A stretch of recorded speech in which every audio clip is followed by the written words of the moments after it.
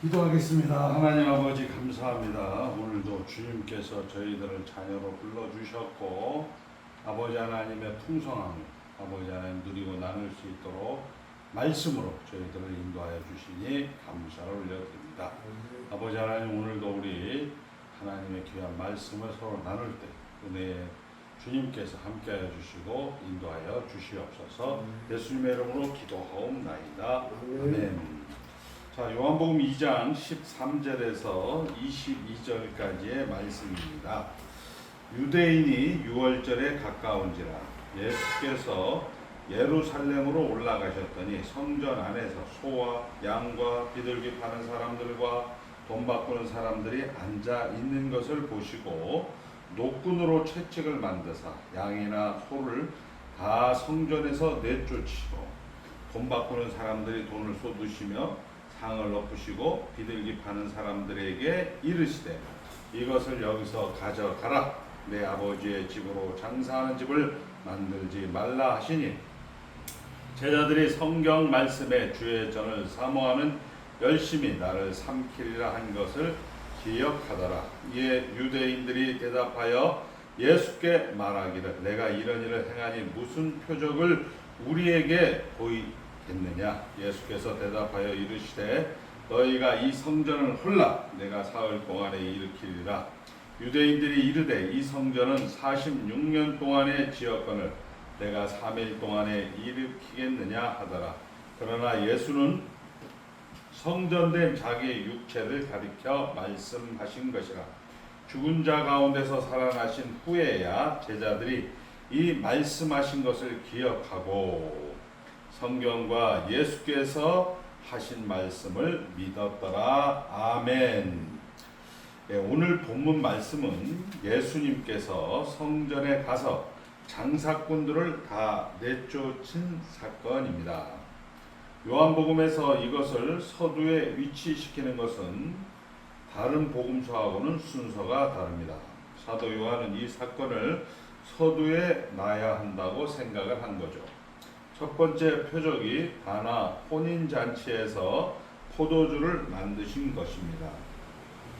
인생을 하나님의 기쁨으로 채우시겠다라는 선언이 되었습니다. 오늘은 성전을 와서 장사꾼들을 다 내어 쫓는 것인데 장사꾼들이 와서 성전을 어지럽혔다, 더럽혔다고 보통 이해를 하고 예수님께서 성전의 거룩함을 청결을 요구하셨다고 보통 이해를 하는 사건입니다. 그렇지 않은 것은 유대인들이 질문이 다르기 때문입니다. 여기 내가 이런 일을 행하니 무슨 표적을 우리에게 보이겠느냐? 내가 이런 일을 할 자격이 있느냐? 이렇게 들어보는 겁니다. 그러니까 내가 이 우리의 제사, 성전의 그 목적을 지금 하고 있는 것이 잘못됐다고 허물어 버리는 말하면 그 제사 제도를 허물어 버릴 만한 무슨 권한이 있느냐? 그러니까 제사가 제도를 허물어 버릴 만한 무슨 권한이 있느냐? 그러자 예수님이 대답이 성전은 이렇게 와서 제사나 드리는 데가 아니라 내가 새 성전을 지어 너희가 직접 하나님을 만나게 하겠다. 이렇게 답하는 곳입니다. 그러니까 이제 쉽게 성경을 읽으시면 도덕적 편견을 가지고 읽으면 안 됩니다. 성전의 거룩함을 지켜냈다. 장사꾼들을 쫓아냈다. 이런 식으로 읽으면 원래 의도를 못 만나게 됩니다. 뒷장에 있습니다. 그런 의도, 그런 이해가 어디서 나오는가? 요한복음 11장 17절 예수께서 와서 보시니 나사로가 무덤에 있은지 이미 나으리라. 29절 이하입니다. 마리아가 이 말을 듣고 급히 일어나 예수께 나아가매 예수는 아직 마을로 들어오지 아니하시고 마르다가 맞이했던 곳에 그대로 계시더라. 마리아와 함께 집에서 위로하던 유대인들은 그가 급히 일어나가는 것을 보고 곡하러 무담에 가는 줄로 생각하고 따라가더니 마리아가 예수 계신 곳에 가서 배웠고 그 발 아래 엎드려 이르되 주께서 여기 계셨더라면 내 오라비가 죽지 아니하였겠나이다 하더라. 예수께서 그가 우는 것과 또 함께 온 유대인들이 우는 것을 보시고 심령에 비통히 여기시고 불쌍히 여기사 이르시되 그를 어디 두었느냐 이르되 주여 와서 보옵소서 하니 예수께서 눈물을 흘리시더라. 이렇게 되어 있습니다. 왜 일찍 안 불렀느냐? 왜 일찍 가르쳐 주지 않았느냐? 너희들은 유대인들은 도대체 뭐하고 있었느냐? 이래서 우는 거 아닙니다. 그가 분통을 터뜨리는 것은 인생을 이렇게 값없이 죽도록 만든 것이 아니라 인생을 죽음의 끝으로 만든 것이 아니다라는 장면입니다. 하나님이 인간을 만들 때 이렇게 속절없고 헛되게 없어질 것으로 만들지 않았다. 근데 현실이 이렇다 해서 우는 것입니다. 살려내죠. 살려낸다는 것은 우리에게 이렇게 끝나는 것이 아니다를 증명하는 겁니다. 지금 성전 사건도 똑같습니다. 너희 이게 뭐냐? 라고 꾸중을 하는 게 아니라 성전에 장사하는 곳이 아니라 이렇게 꾸중을 하는 것이 아니라 성전은 이렇게 요식행위, 책임을 면하기 위한 어떤 수단이 아니다. 하나님이 너희를 만나고 하나님이 너희 아버지가 되고 너희 보고 나를 아버지라고 부르고 만든 곳이다 라고 화를 내시는 겁니다. 이 화는 폭력도 아니고 공포도 아닙니다. 알아들으시면 아멘. 그래서 이 문제 도대체 어디서 잘못되었는가? 예수님께서 오셔서 이 일을 분통히 여기시는 것은 바로 이것, 우리가 보통 얘기하는 죄의 실체, 핵심이 정체가 무엇인가? 로마서 7장 9절서부터 24절까지 이제 읽겠습니다. 그리고 이렇게 됩니다. 율법을 주었습니다. 그러나 그 율법을 이스라엘 백성들은 제대로 이해하지 못합니다. 마태복음 22장에 가보면 한 율법사가 와서 예수님께 묻습니다. 선생님, 계명 중에 가장 큰 계명이 무엇입니까? 하나님 사랑, 이웃 사랑, 이 두 율법이 온 율법과 선지자의 강령이니라. 사랑입니다. 그런데 문제는 율법을 지키려고 하면 사랑이 결과되지 않고 정죄가 결과되더라는 사실입니다. 놀라지 않습니까? 우리 세상에서 기독교를 떠나서 세상에서 보십시오. 우리가 이 세계가 죄를 지었다는 것, 온 세상이 죄 아래 있다는 게 뭐냐? 정의를 행하려고 하면 살인을 해야 합니다. 폭력을 써야 합니다. 정직을 논하려면 비난이 되지 정직한 사람이 생기지 않습니다. 정직하다고 말하는 사람은 아무것도 안 한 사람만 잘못이 없습니다. 아무것도 안 해야 합니다. 적극적인 것을 할 수가 없어서 적극적인 명분은 알고 있는데 그 명분을 사용하는 순간 그 명분은 언제나 공포가 되고 심판이 될 뿐이지 사람을 살려내지 못합니다. 여기에 바로 오라 나는 곤고한 사람이로다가 있는 것입니다. 내가 옳은 일을 하고 싶은데 왜 그걸 쓰기만 하면 거기에는 보복, 분노, 비극밖에 생기지 않습니다. 이게 놀랍습니다. 그러지 않습니까? 그러나 교회의 어려움은 뭐냐? 교회는 세상보다 명분이 더 강한 데입니다. 그래서 더 어렵습니다. 더 완벽을 요구하기 때문에 비난이 커집니다. 누가 울면 우리는 뭐라 그래야 된다고요? 옆에서 너 새벽 기도 안 할 때부터 너 그럴 줄 알았다. 너 어려운 일 있구나. 나한테 말해봐. 내가 편 들어줄게. 얼마나 속상하니. 이 말을 못합니다. 우리는 이 말하는 것이 이제 구원을 받아야 예수를 알아야 중생을 해야 드디어 할 수 있게 되는 자리라는 것을 모릅니다. 그러니 끝없이 명분만 날이 서고 이상과 신념만 커지고 할 수 있는 것은 없어요. 그런데 하나님이 우리를 구원해서 이런 고민을 할 필요 없는 대로 휙 데려가셨으면 일은 쉬운데 아직도 명분만 있고 실력은 없는, 진리와 생명이 없는 세상에 놔뒀기 때문에 우리 고민이 더 큽니다. 왜 믿었는데도 안 되냐?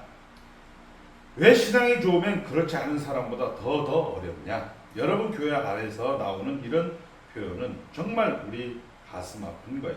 세상에도 그 정도는 넘어가는가? 근데 교회는 왜 더 심하냐? 이건 정말 굉장히 무서운 말이에요. 세상에서도 그 정도는 넘어가주는 관용 이해가 교회에는 없다. 왜 더 잘나가려고 해서 더 큰 공포를 만들어낼 수 있습니다. 그래서 우리를 얘기한 거 아닙니까?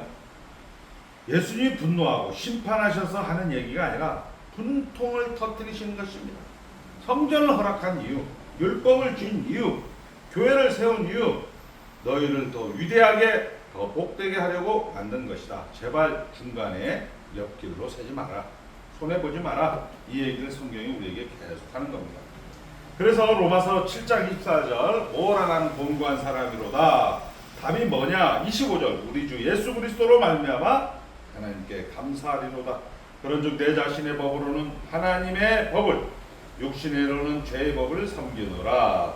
이 갈등 속에 있습니다. 하나님의 법을 알고 실천하면 될 거 아닙니까? 늘 이렇게 가르쳤습니다.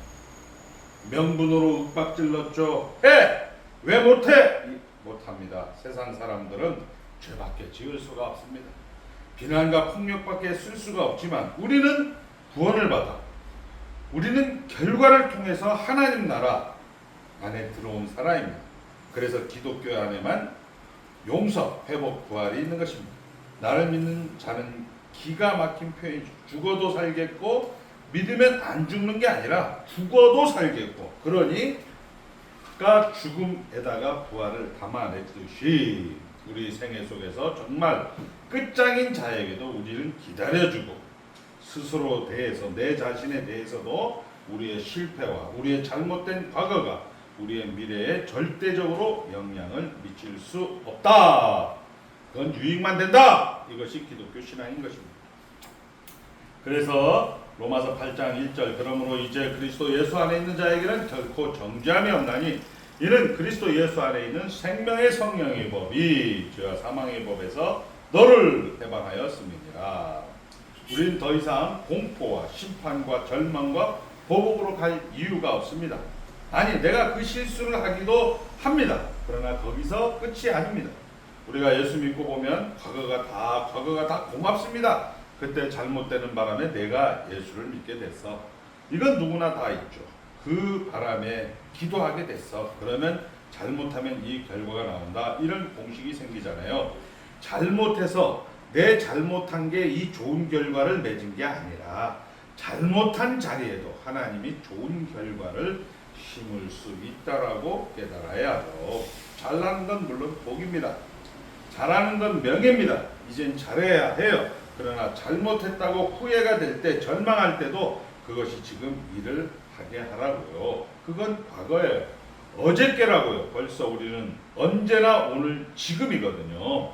그러니까 지금의 과거의 모든 것이 일을 하게 결심을 하라고요. 한번 잘하겠다. 이게 성경이 요구하는 겁니다. 생명의 성령의 법이 너를 죄와 사망의 법에서 해방하였음이라. 너에게는 절망이 없다. 살아있는 한 다시 일어나라. 그렇게 이야기하는 겁니다. 전에 어떻게 은혜를 받았는가, 전에 어떻게 내가 절망에 있었는가, 지금 유익이 되게 하는 것, 예수 안에서 허락된 부활, 그리고 우리가 꼭 기억해야 할 살아보게 하는 인생인 것입니다. 예수 믿는 자로 거역하고 몰랐고 자책밖에 없었던 조건 속에서 하나님의 편을 드는 사람으로 커나가는 실제적인 인생을 살아보게 하는 것, 그게 지금 현실입니다. 여기를 다 오해하죠. 내가 뭘 잘못해서 내 인생이 고달픈가. 그러지 마시고 여기서 어떻게 하나님의 사람, 하나님의 그릇으로 노릇을 하는가, 이렇게 되는 겁니다. 지금 넘어갑니다. 네, 이제 6쪽으로 갑니다. 완벽하라는 얘기 아닙니다. 세 번째 줄, 속지 마십시오. 완벽에 붙잡혀서 우리는 스스로 해야 할 일을 하지를 못합니다. 우리는 보통 훌륭한 사람 얘기를 함으로써 둘째 자리를 배차입니다. 그 다음에 내려갑니다. 그걸 이 완벽히 막는다고. 아까 얘기했죠. 명분은 아는데 예수를 잘 믿어야 되는 명분은 아는데 명분이 폭력을 불러올 현실에서 내가 아는 것을 상대방의 위협과 공갈로 외치지 않고 내가 한 동작 하는 것, 그게 바로 신앙생활입니다. 우리에게 기회입니다. 우리에게 명예입니다. 책임이요 영광입니다. 이제 쭉 넘어가겠습니다. 7쪽에 자, 굵은 글씨 읽겠습니다. 우리를 이렇게 말이나 하고 소원이나 하고 실제로는 할 수 없는 이런 모습으로 만들지 않았다라는 예수님의 분노, 예수님의 안타까우심을 성전 사건이다 이거지. 성전을 하는 사건이다 이. 율법에서 본 바와 같이 나사로의 죽음을 가지고 본 바와 같이 우리 모두에게 지금은 너희가 할 수 있다. 왜? 예수 그리스도의 죽음을 뒤집어엎는 부활을 본 너희들이다. 이렇게 이야기를 하는 것입니다. 자, 이제 8쪽으로 넘어갑니다. 9쪽에서 자, 세례 요한은 뭘 증거로 왔나요? 빛을 증거하죠. 우리가 장님이라는 걸 증언하죠. 우리는 그를 알아보지 못합니다. 예수를 알아보지 못합니다. 그리고 느닷없이 12절에 이게 나와요. 영접하는 자고 그 이름을 믿는 자들에게는 하나님의 자녀가 되는 권세를 주셨다가 나옵니다. 여기 밤낮 속아요. 이 믿음은 자격과 조건이 아닙니다. 창조주가 왔는데 알아보지 못하는 빛이 어둠에 비추되 깨닫지 못하는 자들이 뭘 믿어요? 믿음은 조건과 자격으로 생각하는 건 얼마나 성경이 하고 싶은 얘기를 뒤집는 거예요. 모르죠. 눈을 떠야 합니다. 눈을 떠야 비로소 이제부터 애워야 이것은 초록색, 이건 노란색 이 얘기를 하죠. 그러니 무슨 얘기를 하는 거냐? 예수님께서 믿음의 길을 열어 새로운 세상에 우리를 데려가시려고 오신 것입니다. 자, 우리 그 밑에 그래서 로마서 14장 23절 믿음으로 하지 않는 모든 일이 죄니라. 굉장하죠. 도덕적이지 않아요. 완벽을 구하지 않아요. 이 세계 하나님이 예수 안에서 우리에게 허락한 이 생명, 이 정체, 이 가치 세계에서는 믿음으로 하지 않는 것. 하나님이 누구신지 예수께서 왜 그렇게 와서 십자가를 지셔야 되는지로 깨우친 세계관, 가치관, 정체를 가지고 있지 않고 하는 것 다 죄다. 내가 말하는 나는 성경 똑똑 열반했다, 철야했다 이런 말을 핑계댈 수 없다. 그런 걸로 예수님께서 분노하셔서 성전에 오셔서 모든 장사꾼을 내쫓으셨습니다. 이 정도로 요식행위로 더 깊고 영광대로 가는 길을 막지 말아라 이렇게 외치시는 겁니다. 당신의 직접 성전이 되시겠다고 우리는 그 구원을 받은 사람입니다. 우리 생애는 그런 위대한 생입니다. 지지 마십시오. 여러분의 인생 속에서 하나님의 영광인 자신을 확인하는 그런 기적이 있기를 바랍니다. 자, 우리가 잠깐 보면 그런 거죠. 자, 우리 주님이 오셔서 주님이 이렇게 오셨습니다. 그리고 여기에서 부활을 해서 여기에서 이 모든 것들을 뒤집어 엎는 겁니다. 그리고 이 부활에서 하나님 나라 새로운 피조물이 된 하나님 나라에서 이 사건들을 보는 거죠. 마이너스 현장이 있을 겁니다. 플러스 현장이 있을 것입니다. 플러스 마이너스 성장하는 현장이 있을 것입니다. 다 뭐예요? 다 무슨 나라? 하나님 나라. 그런데 성전에서 비둘기도 팔고 소나 양이나 장사를 하고 돈을 받고 이렇게. 그러니까 여기 와서 제사를 드리는 용도로 쓰이니까 제사로 드리는 용도로 쓰이니까 이 제사용 제수품들을 파는 것을 엎어버립니다. 야, 너희들은 제사 드릴 필요가 없다. 너희들은 이미 하나님 나라 안에 들어가 있다. 하나님 나라 안에 들어가 있다. 마이너스도 일을 한다. 플러스도 일을 한다. 너희들 제사를 드리는 것은 이 제사를 드려서 하나님 앞에 도움을 얻으려고 하는 것인데 아니다! 예수가 이미 부활로 뒤집어 엎어놨다. 이렇게 얘기한다. 그것이 뭐냐?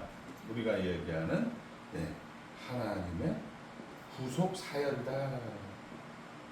구속 사역이라는 건 뭐냐?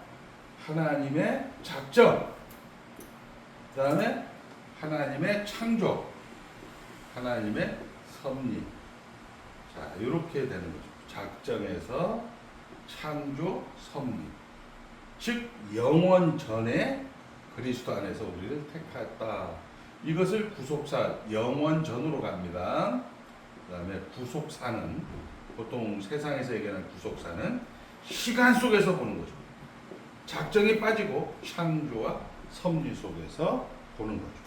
하나님의 의도, 하나님의 계획이 빠지는 거죠. 그래서 우리는 하나님의 계획이 뭐냐? 결국 죽었다가 우리를 살려내는 거예요. 그래서 지금 사도 요한이 이제 예수님이 가나의 혼인잔치를 통해서 정말 그 잔치집이 분위기가 썰렁했잖아요. 근데 그 예수님이 물로 포도주를 만들어서 기쁨을 다시 회복시켜준다. 우리 집은 지금 썰렁해요. 삶은 뭐예요? 어차피 죽을 건데. 힘들어 죽겠네. 뭐 인생 딱 그런 거 아니야? 그냥 대충 살아. 그런데 예수님께서 그 모든 것을 감당하시고 죽음을 뒤집어 엎어서 딱 부활의 나라, 새로운 피조물의 나라, 하나님 나라를 딱 만들고 나서 이제는 너희들의 정체성은 기쁨이다. 너희들의 정체성은 만족이다. 너희들의 정체성은 감사다. 이렇게 얘기해요. 그리고 이제 두 번째, 성전에 가서 막 이걸 가지고 장사하는, 제수용품을 파는 사람들을 엎어서 성전은 만민의 기도하는 집이다. 성전을 깨끗게 했다. 성전 정화 사건이라고 이야기를 하는데, 예수님이 유대인들이 질문하죠. 너가 뭔데? 너가 무슨 권한으로 우리가 하나님께 나가는 거를, 너가 무슨 권한으로? 그래서 다른 대안이 있냐? 대안이 있다? 뭔 소리냐? 이거 46년 동안 만든 건데, 내 인생 전체를 만든 건데, 3일 만에 이걸 만든다. 결국 뭐냐? 딱 부활로 뒤집어 엎어서 하나님 나라를 만들고 새로운 피조물을 만들어서 지금 오늘 여기가 하나님을 만나는 거다. 제사 드릴 필요 없다. 너희들 지금 그게 하나님을 만나는 거다. 모든 것의 근거로서 하나님을 인정하는 그런 현장을 우리가 지금 보게 됩니다. 그래서 예수님이 이제 또 하나 예를 들어 설명하죠. 라사로가 죽었어요. 라사로가 죽었는데 막 울어. 부조금이 없어서 우는 것이 아니고 자기 처남이 죽어서 우는 것도 아니고, 너희들이 이렇게 죽는 존재로 만들어진 존재들이 아니다. 그래서 민망히 여겨서, 나는 원래 창조할 때 너희들을 나와 함께 영원히 사는 영생의 그런 상속자로 너희들을 만들었는데, 지금 그 현실이 너희들은 아무리 좋은 거를 하려고 해도 어떻게 된다? 죄만 짓는다, 죽는다. 왜? 명분을 갖고 정말 법을 잘 지키면 남을 쥐적질해야 되고 남을 죽여야 되고, 하나님 사랑, 이웃 사랑인데 하나님 사랑하려고 하면 어떻게? 남을 죽여야 돼. 남을 아프게 해. 그런데 나쁘게 해서 이거 해라 저거 해라 지시할 수밖에 없는 우리의 인생에 가지는 한계를 예수님이 뒤집어 엎으셔서 아까 얘기한 거죠. 어떻게 한다? 지금 오늘 여기가 우리 예를 들어서 누가 똥을 싸고 있어요. 어떻게 저 새끼가 이렇게 아니고 한번 따라합니다. 영원 전에 하나님이 똥 싸게끔 계획했다. 그리고 그것이 예수로 인해서 성취됐고 성령으로서 완성이 된 거예요. 그것이 어떻게 한다? 일을 한다라고 우리가 아는 거죠. 그것이 성전 정화입니다. 이걸 두 번째 기사로. 그러니까 우리가 기쁨의 나라로 만들었는데 그 현장은 어떻게 해석을 하나? 지금 하나님이 일을 하고 있다. 그걸 지금 하나님이 일을 하고 있다.